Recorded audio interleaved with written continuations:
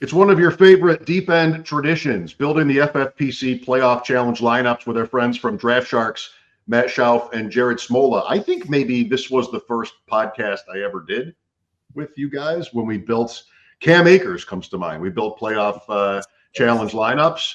We happen to have a Rams team this year, which is an interesting live underdog in the same way. What we want to do today is build a $200 playoff challenge roster, then talk about how we might want to tweak it at the $35 level. Focus on FFPC. We'll build it here live in front of all of you, and you can watch and listen to us put it together. Mike Schoep and Adam Krautwurst with their friends Matt Schauf and Jared Smola. Welcome to the Deep End.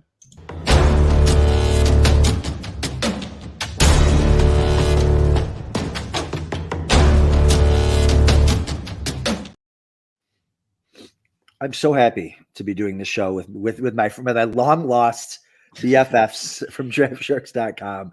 Love having you guys on the show. Obviously, love talking off script as well. And I do want to say before we dig in that the articles you guys write for the playoff challenge specifically are just an absolute must for people building lineups and building rosters. I think that and Fantasy Mojo's like work on what's worked before and what's won and all that.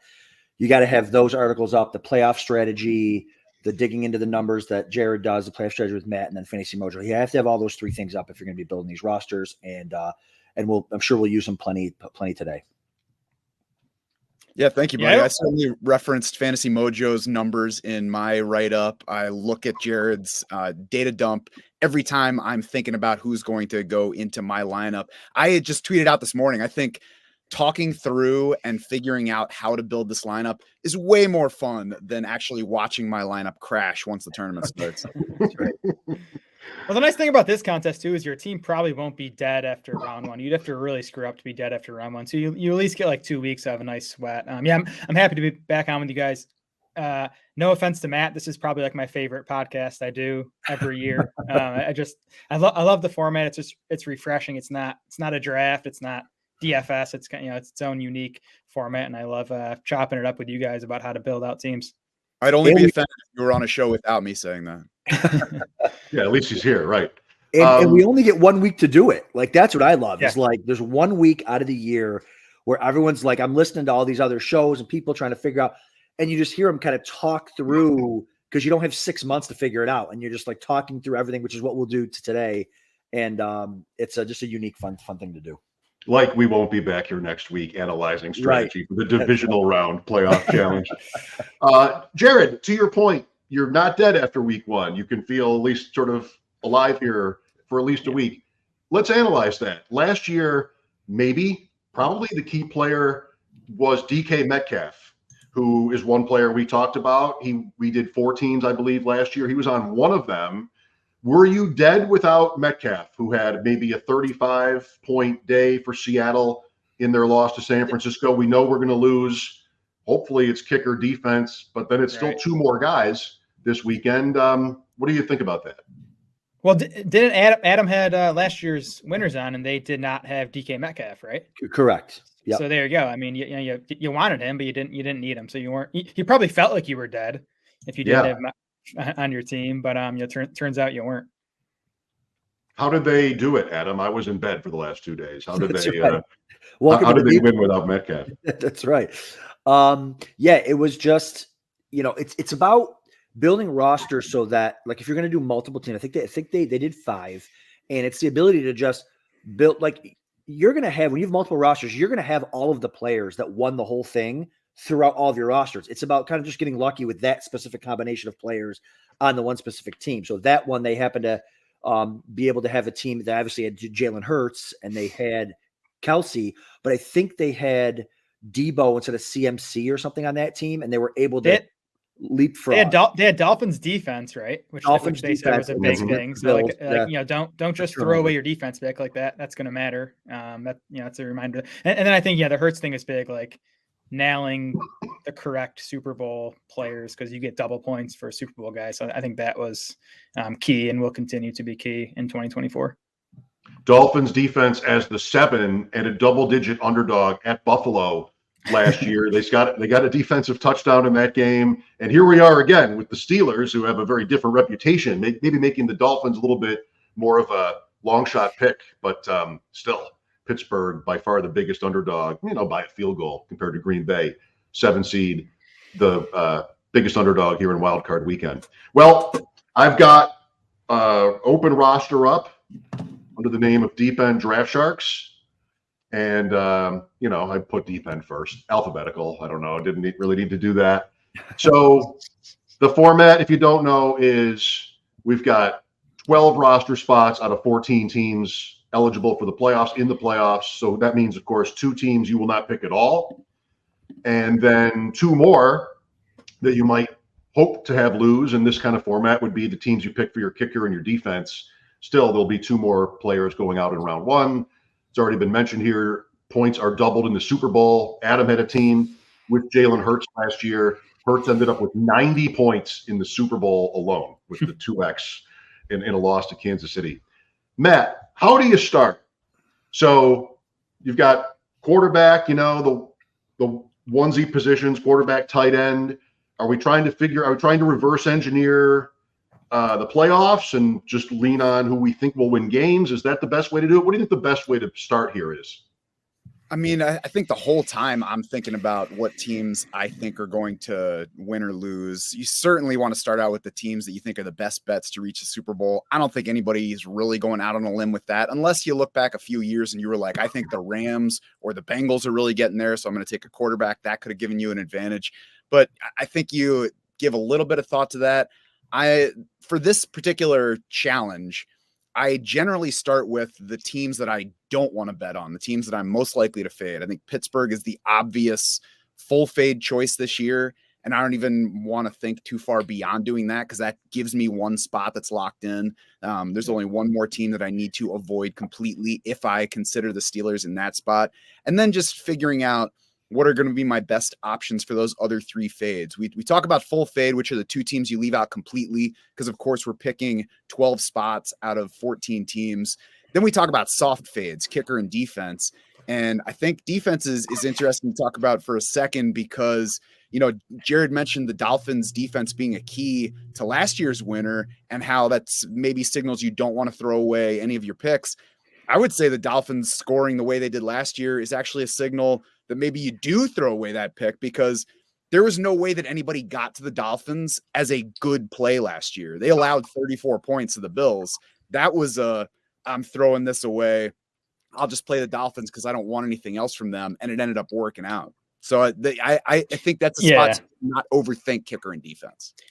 Yeah, I did not mean you want to prioritize your defense pick, like, sacrifice other spots for your defense. I meant it more. My big thing at defense is try not to play the chalk defense. That's the big thing, right? Because we know it's super unpredictable. It's just trying to get different at D, which I think Miami was last year. I assume they were super low owned. I think that's the key at that position. Yeah, you can get different among your fades, I think, is fine. Pittsburgh is similar. One thing I would think about is, does the team you're playing turn the ball over?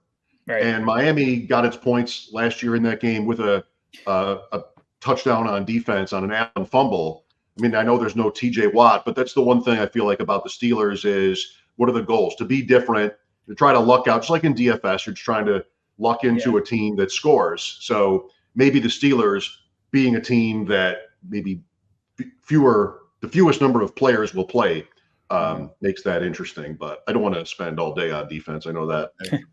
Yeah, no, I think fading teams is important. I don't mind Steelers as a hard fade, fine. I also don't mind playing the Steelers as the defense. You certainly wouldn't use the kicker because the weather's going to be terrible. But the Bills turn the ball over a ton. Allen has turned the ball over a ton this year, and you don't lose points for, like, you don't go under. You don't get negative points as a defense. Yep. So it's not like, so if Josh goes out and puts up 40 points, you're not going to get negative 10. So I think the Steelers are a fine if you want to pivot to their defense. But I start with, like Matt said, I start with who are my hard fades going to be, and then I go to quarterback and kind of we'll work my way down from there. All right. Well, I asked this question in this room. Are we all sure the Steelers will lose? Are we the most sure? I know the spread is telling you Pittsburgh is the biggest underdog, then Green Bay. Is there any other team that you would maybe the group we find out talking this through is like wanting to fade? I just want to get it out there so that it's out there in the open and it's on the airwaves. The problem, even if someone wanted to get like really sexy, like, no, I think the Steelers are going to win. The weather's going to be terrible, and who gets you there? Yeah. It's not like there's that one guy like, okay, it's going to be Pickens or it's going to be Deontay, it's going to be Najee. You don't even know. So the Steelers could win, and you could pick the wrong guy. The other team that I don't think people are going to fade that I would consider, but I know we're probably not going to do it here, would be the Dolphins, a team where the weather's terrible again. It's probably going to be low scoring, and you don't know who is it going to be Tyreek? Is it going to be Mostert? Is Mostert going to play? Achane. Even if they win, now they go to Baltimore, who just crushed them. So like you kind of got to look down and see. I love the NFC way more than the AFC this year for the playoffs, for the fantasy production. So the Dolphins would be a team that in the rosters that I'm building, I have been considering fading them because I don't think they're going to put up a lot of points against Kansas City. Well, Miami has the second lowest implied total among the teams playing this week. It's Pittsburgh way down at 13.25. Miami's at 19 points. That's a team that was up at 26, 27 for a lot of their games this season. 19 points because of the weather, because the Chiefs defense has been pretty good all year, because of the Dolphins injuries, really on both sides of the ball, including offense.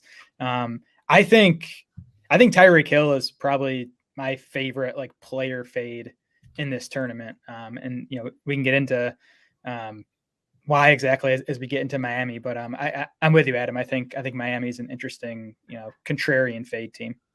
Yeah, I think I agree with those guys. It not only are conditions not great for the Dolphins in general, but almost everybody who plays the Dolphins is going to play Tyreek Hill. So you're gaining some advantage if he doesn't have a big game. He could even have an okay game. Like he could have 6 catches for 90 yards and no touchdowns, and that's a fine game. But if you bench that and 75% of the field has him, then you could be gaining another advantage right there. I'm less confident in fading the Dolphins. I guess I'd have to admit, even though I don't love this process sort of point, Tyreek back at Arrowhead Stadium works on me a little bit. I mean, he's their best button to push, and okay, it's going to be cold. It's cold for everybody. Sort of think like this is a great sort of moment for him going back there. And then, part of it is a decision on what you think the Chiefs have left. Like, is that a team that in those conditions, they've lost numerous home games, they've had a trying year. Like if they get down, do they go away? I mean, I don't know. Like what do you guys think about fading Kansas City? Is that nuts? Mike, Tyreek Hill has a Hawaiian quarterback playing in 0 degrees this weekend. What are the chances that the ball even makes it? Exactly the path to how much money do you win for this thing? That's exactly the path right there. Well, this line has moved towards the Chiefs. I think it opened at either 3 or 3.5, and now it's 4.5 for Kansas City. Like I said, Miami we know about the injuries on the offensive side of the ball, the offensive line, and Jalen Waddle and Raheem Mostert are dealing with injuries. Ton of injuries on the defensive side of the ball for Miami. For me, it's still Patrick Mahomes. They're at home. It's basically the Chiefs coming off a bye week because they had nothing to play for last week. We know Andy Reid's record coming off a bye is awesome. I don't love the Chiefs, but I still, just because of the spot, feel pretty good about them winning at least this game. Adam, they have a chance to keep Mahomes' streak alive of never having a road playoff game if they lose here. That's right.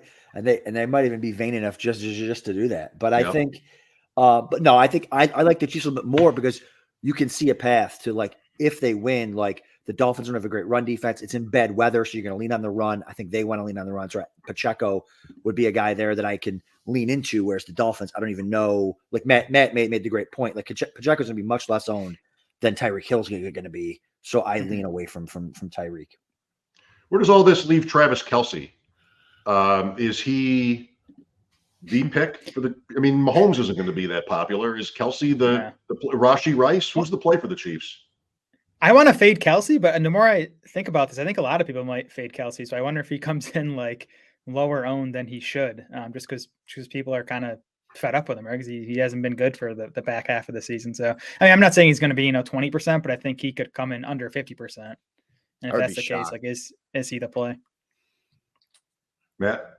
I would be shocked if he comes in under 50%. I think his underplay is going to be something like 50 to 60% as opposed to 70 to 75%. But people are still, I think, going to get to setting their lineups and they're going to be like, wait a second, I'm going to go into these playoffs and not play Travis Kelce when there isn't really another obvious guy on the team. So I'm leaning away from Travis Kelce as well. I think that thinking he might get underplayed and then getting back to him because of that might be taking a step a little too far in the strategy for it.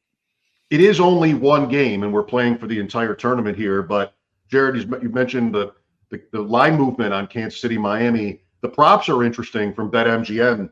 Both Kelce and Rashee Rice, the line was 5.5. Kelce's under is -135, and Rice's over is now -160. That's heavy on Rashee Rice at 6 or more catches. Tyreek, by the way, is 6.5, and that's -150 on the over for Tyreek Hill. So I don't know. It looks like maybe to some extent the betting markets are reflecting it's Rice over Kelce, at least for this game. And their favorite, right?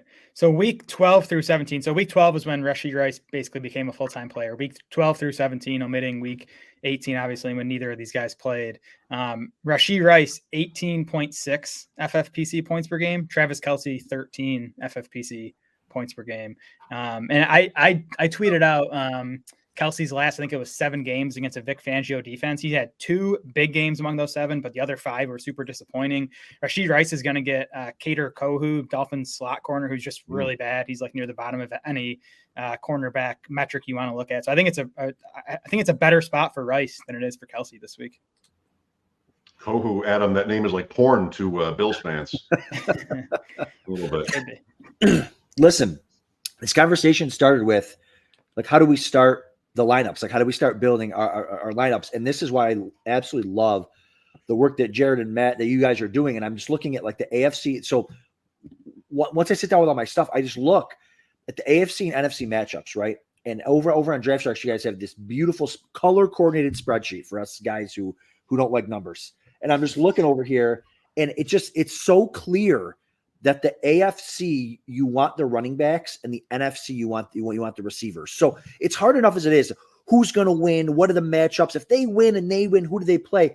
I can just look at this spreadsheet and go, okay, the receivers in the NFC face number 27, number 30, number 31, number 23 ranked defenses. Regardless of who wins, the defenses are not good against the pass for fantasy receivers. You go to the running backs or the receivers in the AFC, there's a number 2, a number 4, a number 8, a number 9. All that to say is when you start building your rosters, I want more running backs. Obviously, CMC is involved. More running backs from the AFC and more receivers from the NFC. So I get to Pacheco a lot with the Chiefs, kind of circling back here. Like Kelce, fine. I'll have some Kelce, but I love throwing Pacheco into that lineup spot with CMC, because if they both make it to the championship, they both make it to the Super Bowl. That's a fine pairing. I mean, you don't need the quarterback. Even Fantasy Mojo says you don't need the quarterback to get to the Super Bowl to win. You can get away with 1 game, 2 games out of your quarterback. Now, last year it worked with Jalen Hurts because all the touchdowns he got in the Super Bowl were him rushing, where he wasn't giving other guys for fantasy points. So I think you can get away with a Pacheco CMC Super Bowl, and he's got a bunch of better matchups. And we'll get to the other teams, but the running backs in the NFC are really tough. You're talking about rankings there too. That probably doesn't even account for this weekend's weather, where you have the two AFC games could be disastrous weather conditions, and the Dallas game, the Detroit game, at least maybe rain in Tampa are going to be played indoors. Good point. Yep. Yeah, and I think Pacheco especially makes sense if you want to play the Dolphins fade, whether soft fade or full fade, because then you're kind of playing for like an easier Chiefs win, where maybe second half it's a whole lot of Pacheco. So if we're playing Pacheco here, I would not mind. I'd probably just full fade Miami. I would not play their defense. I would not play their kicker. Kansas City, in terms of sacks allowed or defensive touchdowns, the Raiders got him, Mahomes for 1, or actually 2 in that game, but I don't know where they rank in that respect. We can leave Miami off the board for now. And, Pacheco, none of this is binding. We want to end up with a team we would play. We reserve the right to tweak it here in the next 48 hours or whatever. But the point here is this is a team as a group we're comfortable with. So Pacheco for now. AFC running backs, to this point leaves us with who else? I mean, James Cook would be one name. Then you have Jerome Ford, Singletary. I mean, these all sound less so Cook, but they all sound a little bit like, long shots. I mean, do you guys normally start with running? Like, how do you guys want to start? You want to start at quarterback and kind of work our way down? Yeah, I mean, how I do it is I want to decide on who I think my Super Bowl teams are going to be, and then prioritize those two teams. Like take whoever I think is going to be the highest scoring guy off those teams. It's tough to compare maybe with quarterback in mind or just overall. Like the last 2 years, you guys mentioned Hurts, who had that incredible Super Bowl. Those were the 2 1 seeds last year. So you were rewarded, sort of bravely skipping the first round, at least at quarterback, taking that 0. The year before, the Rams and the Bengals were both 4s. So those were teams that each played 4 games. And whether it was Kupp or Burrow, I mean, whoever got you there that year, just every year is different. Baltimore and San Francisco have both been dominant. You guys feel good about their chances or not good or what? I think both of those 1 seeds this year are very strong bets. I mean, obviously the betting market favors them. You always think that the number 1s have the best shot, but to me, these number 1s seem a little bit further ahead of each conference than the past few years. San Francisco especially has some separation between them and the rest of the NFC. So that would be the one team that I feel the best about making the Super Bowl. And that's going to feed my decisions, which I think we'll get to as we go through the positions. Yeah. I mean, for me at quarterback, I think unless you think someone besides Baltimore or Buffalo is going to represent the AFC in the Super Bowl, I just think your quarterback should be the AFC team that you expect to represent, the AFC team you think is going to make Super Bowl. So Lamar Jackson, you think it's going to be Baltimore. Josh Allen, I think it's going to be Buffalo. I just think those two guys are the highest scorers at that position among these teams that, we think could make it. I would say maybe with the exception of Stephon Diggs, both teams offer challenges for who you would pick instead. I mean, I doubt they're going to be faded very often. I don't know, Adam, what are your thoughts on Diggs at this point? Like, is he going to be a popular play? He had a good game against Miami in Week 18, but that's been kind of rare lately. Yeah, I'm kind of off Diggs. I think. See, my thing is Fantasy Mojo, Darren Armani puts up all the information, and he says that over the last, I think 3 out of the last 4 years, with the exception of Hurts last year, 3 out of the last 4 years, the quarterback has not made the Super Bowl from the perfect team that you could have built. So I don't think we need a quarterback that gets to the Super Bowl. And so thinking about that in the process of, all right, well, let me get a quarterback that's going to get me multiple games and a quarterback that's going to score fantasy points. Like, obviously I get to Josh Allen. So I'm not really on Diggs. And then I get to running backs. I keep going back to Jared's spreadsheet with the running backs from the AFC. If I'm not Allen, I'm Cook, because I think with the weather games and that type of thing, I think they like to lean into James Cook. So I'm not really on Diggs a lot, but if you want to do like a Lamar, if we're going to go Lamar as the quarterback, I would be okay with Diggs as a play off of that rather than James Cook. All right. I'm with that. If Allen's my favorite play from the Bills. I think he's the top fantasy scorer among all the he was the top fantasy scorer at quarterback for the season, so he obviously is among playoff teams. I feel great about his chances of getting 2 games. Lamar Jackson can't get 4 games. Brock Purdy can't get 4 games. Allen has a chance to get 4 games, including the double Super Bowl. But if I'm not going Allen, I do like the James Cook play. I think you look at this week's matchup at cold weather, big favorites. Could be a game where they lean on Cook. The following week, if it's Kansas City is 8th in adjusted points allowed to quarterbacks, 2nd against wide receivers, just 14th against quarterbacks. So that gives Cook the better matchup there. And then the thing like playing Diggs. If Diggs has a big postseason, isn't Josh Allen having a bigger postseason? Yes. He's getting all those passing points and he's doing all the stuff on the ground. So, and Diggs doesn't have big postseasons. Like I'm not being like he just Kansas City. He doesn't know what to do against Kansas City. He's rarely showed up. I mean, I think New England, when they were perfect a couple of years ago, we showed up, but in these winter go home games, since Cincinnati, Kansas City, he just does. It's not really him. So like, I'm okay with the Lamar. Mike, I mean, Mike, what do you think? I mean, you got your finger on the pulse of the Ravens.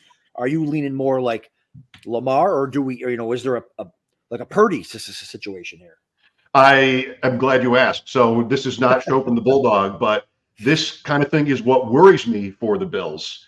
The whole point about having the strong second wide receiver, I would never play Diggs in this. Yeah. I might play Shakir in the $35 or something like that. I mean, he's been more productive. And I just don't like how it feels to lean on James Cook. He's not big, and goal line isn't there. He's dropping the ball every week. So what worries me for them is just what are their options in terms of the passing game, and against Kansas City or even against Pittsburgh and certainly against Baltimore. I mean, the total, this is also ticked up, but the total for this game is now at 36.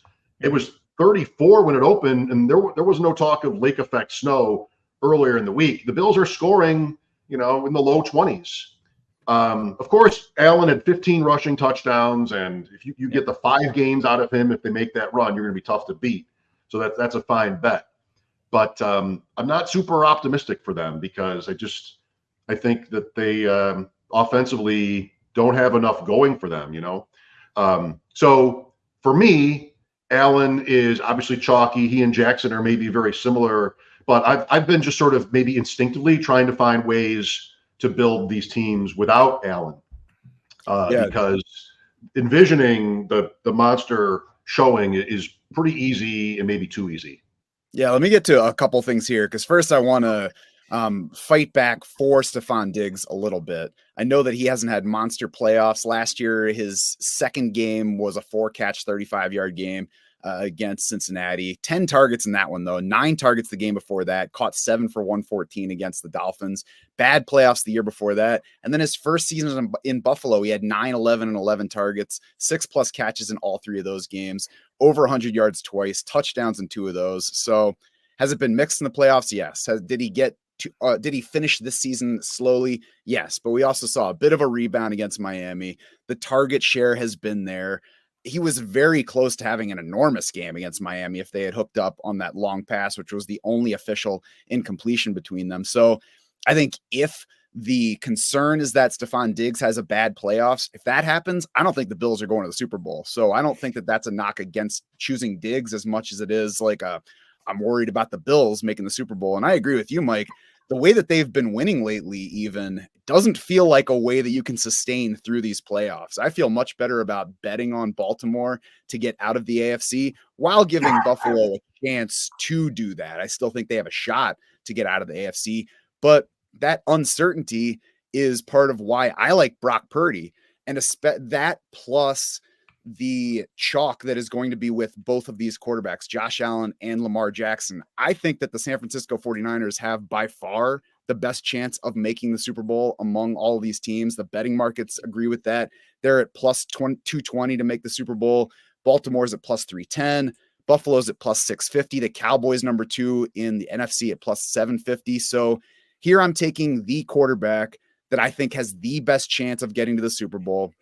If he gets there and Josh Allen doesn't, then with the doubling, that's 4 games for Brock Purdy versus 3 for Josh Allen, assuming he loses in the AFC Championship game. It's the same number of games for Lamar Jackson. If Lamar Jackson gets there to match him, Lamar Jackson only beat Brock Purdy by 1.5 points per game in FFPC scoring for the season. So we look at them, we think that Lamar Jackson is way ahead of Brock Purdy. And does he beat him on fantasy ceiling? Of course. He can have a 100-yard rushing game. Brock Purdy probably will not. But Brock Purdy also plays with easily the best set of pass catchers among all of these playoff teams. He plays with arguably the best offensive game planner. So is there a better bet among these quarterbacks to throw 5 touchdowns in a game if we're looking for ultimate ceiling? I don't think so. We had 4 touchdown passes from Brock Purdy against Dallas in their meeting earlier this year, so we know he can do it against good defenses. So I like the relative certainty of getting my quarterback into the Super Bowl. I like not having to pick between Baltimore and Buffalo there.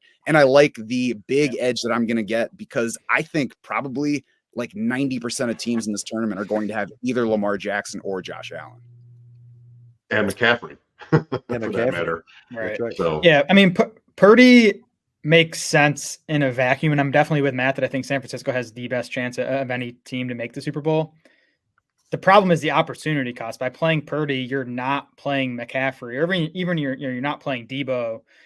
By not playing Allen, you're only passing on Diggs or Cook, or the opportunity cost of playing Allen or Lamar Jackson is just way smaller than it is playing. The opportunity cost is larger. The opportunity cost is larger of picking another 49er because on those other teams, you have fewer guys who it could be. Whereas the 49ers, if you're not picking Purdy, then it could be Debo. It could be Brandon Ayuk. It could be George Kittle. It could be Christian McCaffrey.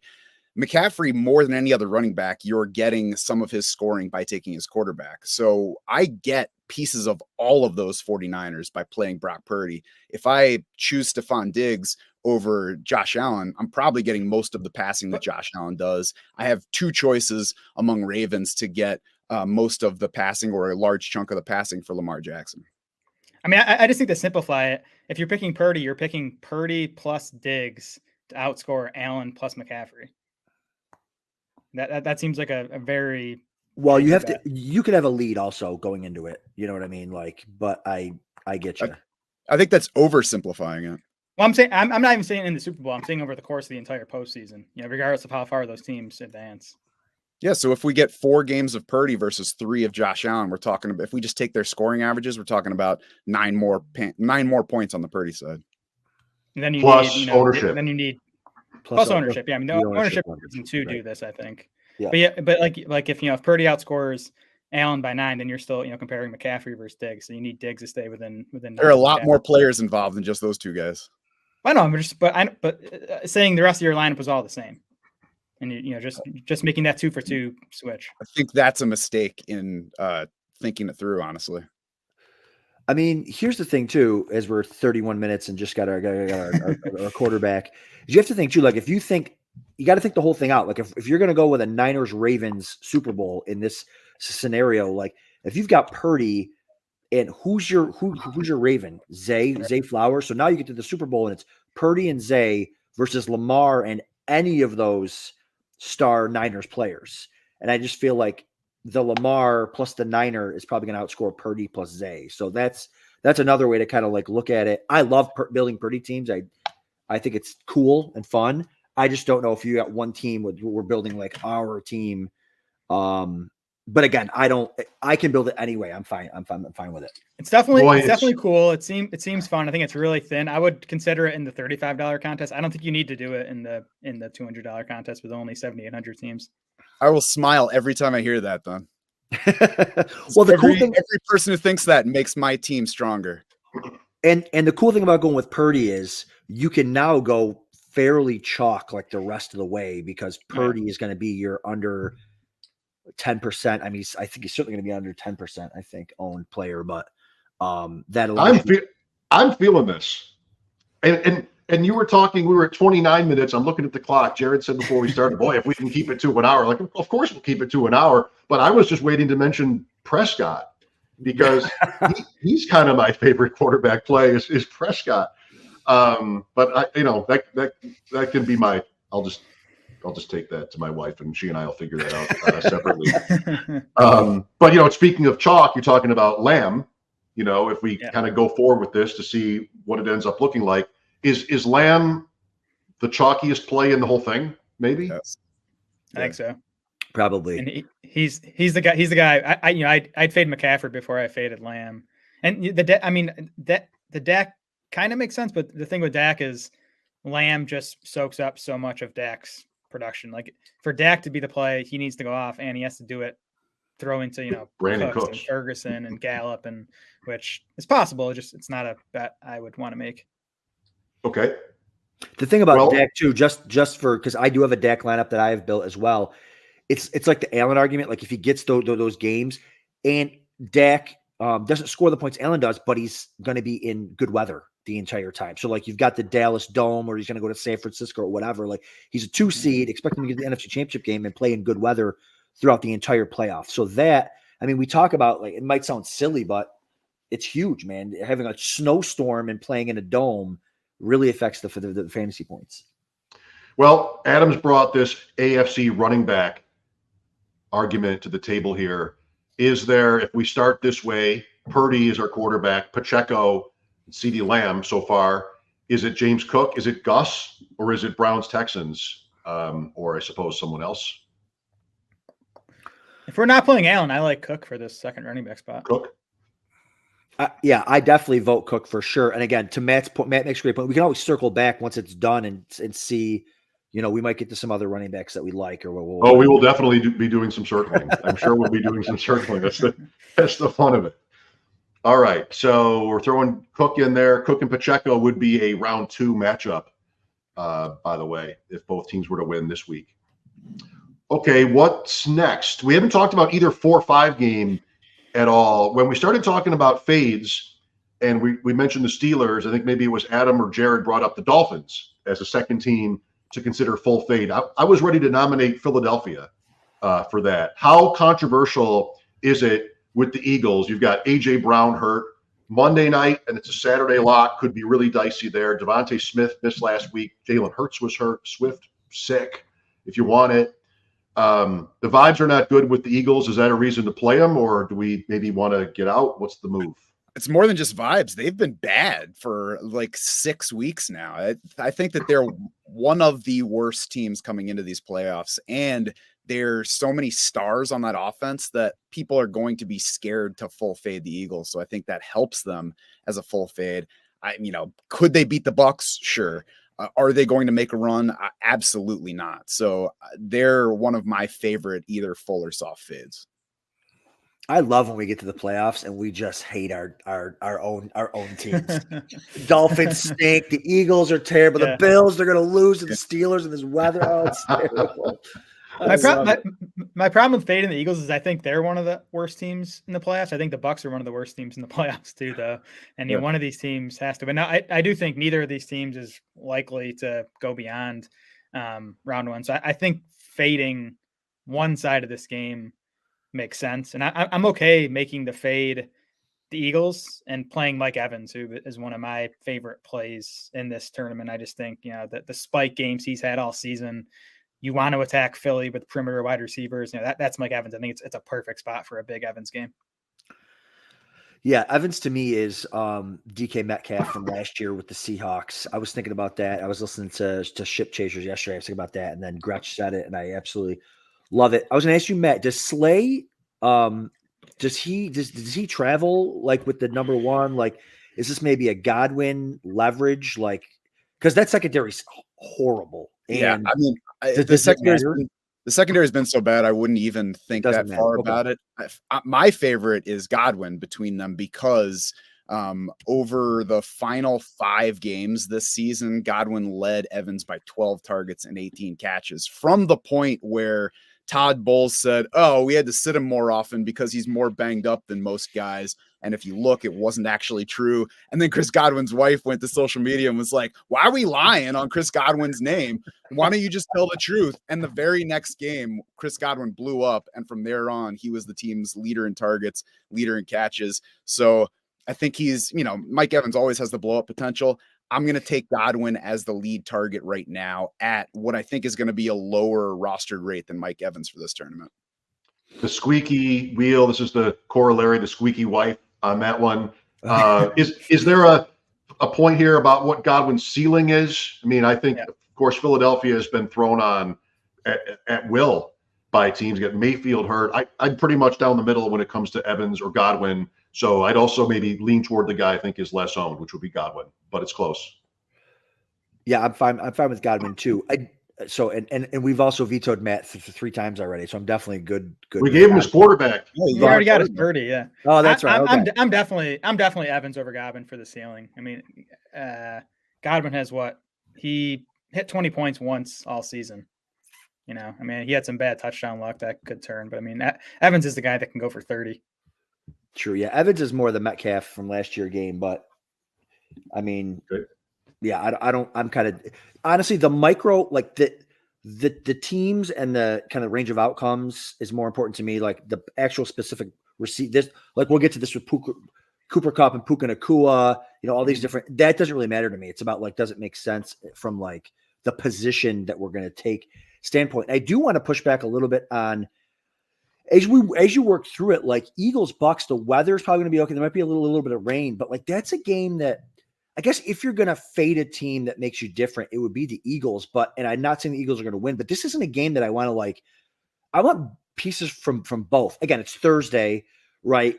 They play Monday. We don't know what's going on with AJ Brown or Devonta Smith or any of that. But assuming that AJ Brown plays and is fairly healthy, or even if you were going to go with Goddard, it's going to be a high scoring. It probably is going to be a high scoring, high flying game. I don't want to miss out on that. I want to play from both teams. I'd rather fade a Chief or a Dolphin or a Brown or a Texan or some other game that's in bad weather with low scoring teams. I don't know. That's my thought on it.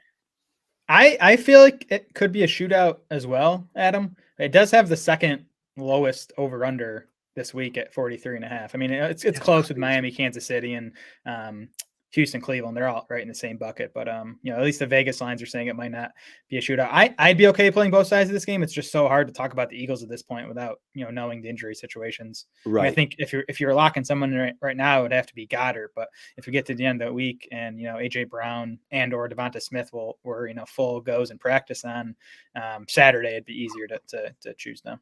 And I certainly think it's okay to play an Eagle, but before you do, go to Pro Football Reference, go to the Eagles page and look at their total yards throughout the season and watch how it trended. Yeah, Eagles, I certainly we have not said yet that they are favored, by the way. I mean, everybody's down on Philadelphia. I'm not sure everybody's up on Tampa. It was kind of an ugly finish to the season, but it's a kind of a buster setup for Philly. I mean, unless AJ Brown is ruled out, what they haven't said on Brown is some sort of MCL sprain or some sort of specific, unless I missed it, injury that would imply week to week, like that, save him for later on. Nobody's really talking like that. So I wouldn't be afraid to start him, especially if I think most people wouldn't. It's only 1 week if you lose him. That's what makes me less interested is I think most people will. I think people will be afraid to full fade this Eagles team. And I think we'll get a highly rostered AJ Brown for this game because the indication out of the Giants game was that it wasn't serious. So I guess we'll see as we get a little closer. We should get their final injury report like half an hour before this contest locks. So we'll have is that right? What we're going to get. Yeah, it should be like 4 o'clock on Saturday, right? What they'll say is he's going to travel with the team and be a game time decision. Yeah. I mean, they're not going to rule him out and leave him home. Yeah, well, and if that's the case, he's going to be like 10% owned. Right. As opposed to if he were healthy, what? 50. Oh boy, I love that. Right. I mean, I don't know. How do we decide whether he'll be? Well, we can leave the Eagles blank. I mean, you could put Eagles kicker in now if you want, and then we could we get done and we're like, I don't like Nico Collins, so let's go AJ Brown, that type of thing. I'll put Brown in for now, but reserve the right. We have not picked a tight end yet. We picked Pacheco for the Chiefs, so it's not going to be Kelsey. It's not going to be Kittle. A couple of names here. It's not going to be Dalton Kincaid if you were thinking that way. David Njoku. Yes. Laporta injured. Isaiah Likely. 2 guys here. Njoku might be closer to chalk, but maybe that's not even the word with Kelsey, in existence here. Is Njoku the Browns play? Amari Cooper's status a little bit in question. I'm not worried about him, though. What do you like here at tight end? I think Njoku is going to be the most popular Brown. I think Amari Cooper is going to keep his rostered rate down some from where it would be if there weren't Amari Cooper there. Because I think that people will overlook the heel issue, which Amari Cooper has said he'll be ready to play, and not forget that he had a monster game against Houston last time. So I think they'll be relatively close in roster rate, but I still prefer Njoku. Yep. Njoku's my guy at tight end if I'm not playing Kelsey. Njoku outscored Cooper in FFPC points per game on the season. It was 15.2 to 15.1. So, basically a toss up. Njoku and Cooper played 3 healthy games together with Flacco. One of them was obviously the Texans game where Cooper went for 49.5 FFPC points. Njoku still went for 19.4 in that game.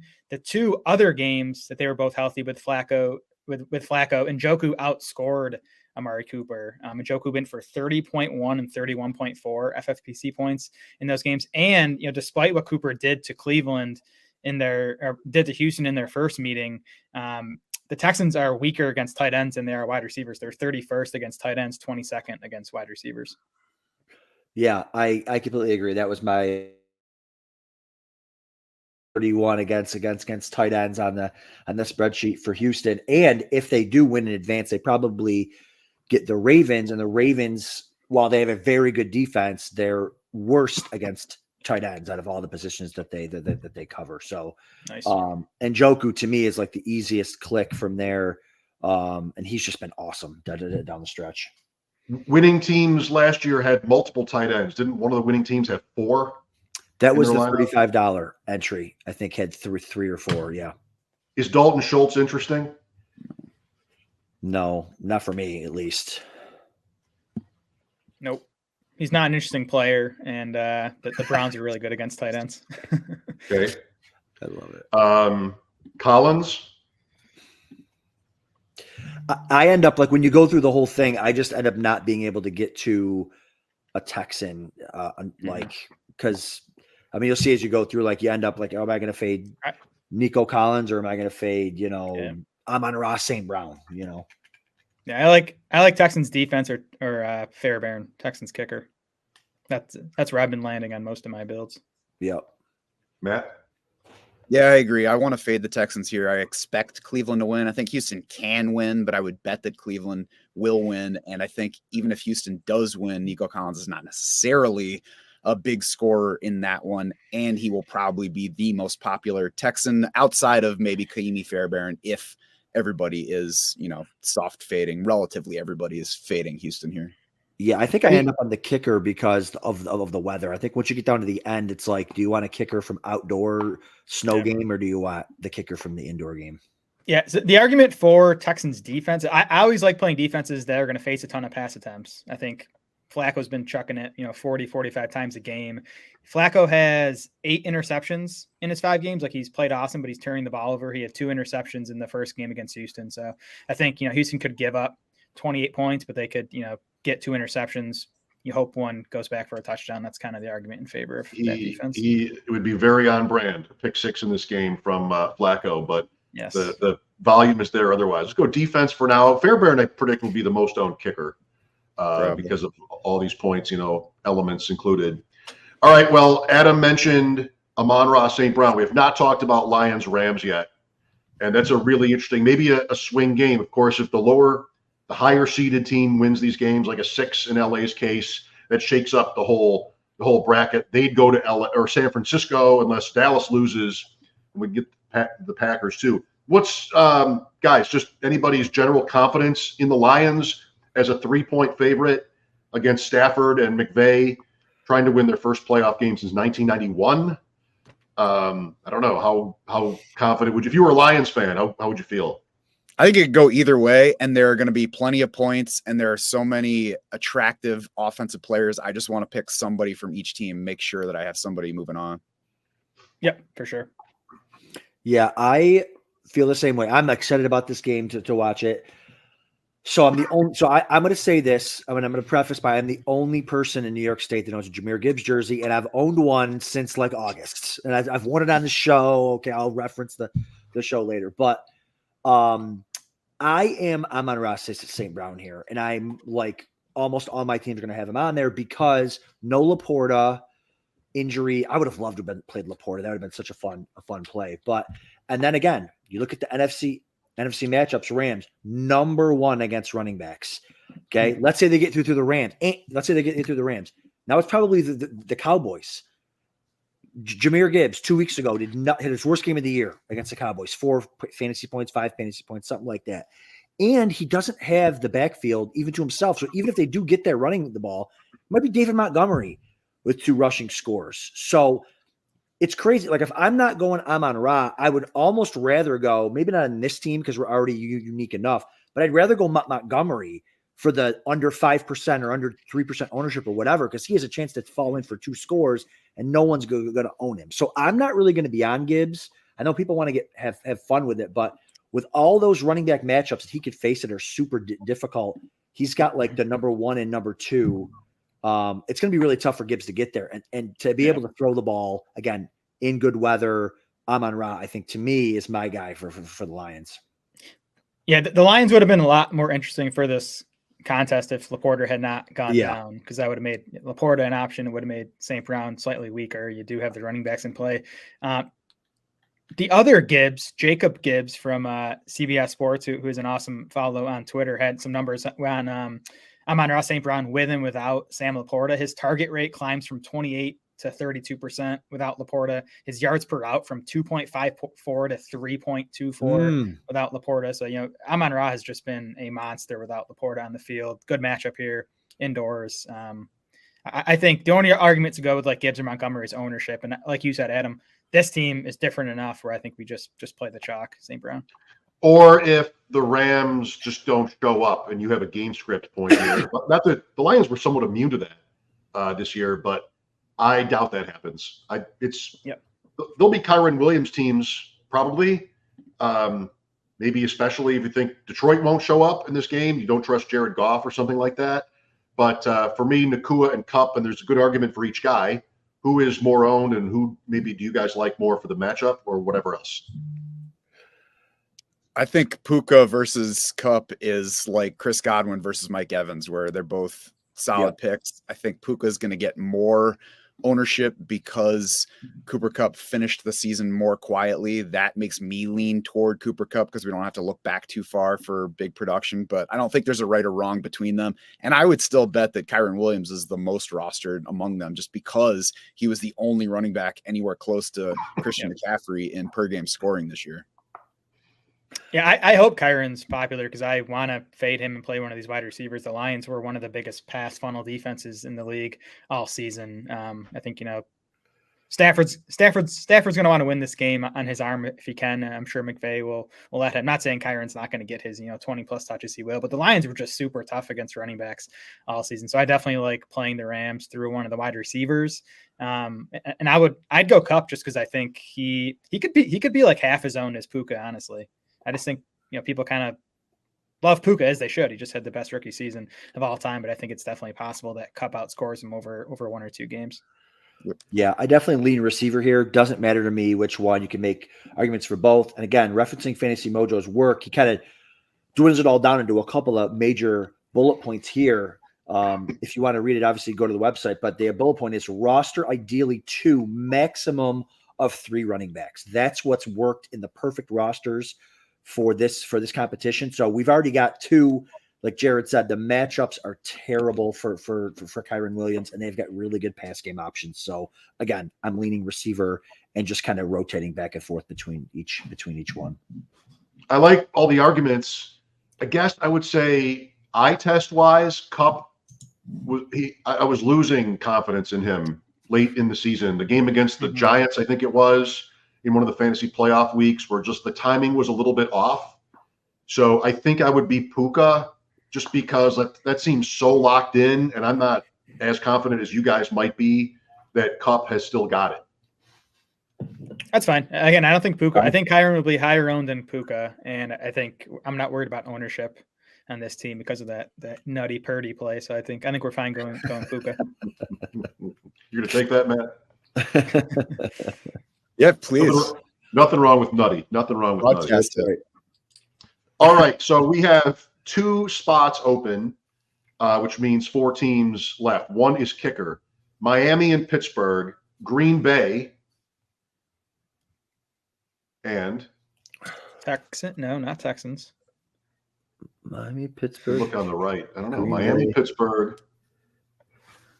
I don't know. Baltimore. Okay, well that makes that easy. So by the way, when I did my first lineup last night, I was up all night doing that. When I did my first one, I got to the end, I did the same exact thing. Like, who am I missing? Like, the AFC number 1 seed, because there's no one to really use there other than that's. And that's why Lamar is going to be. I think even over Allen, he'll be put Lamar in. It might not be a huge gap, but I do think Lamar will be the most popular quarterback play. I think it would be for me either Flowers or Likely. Yep.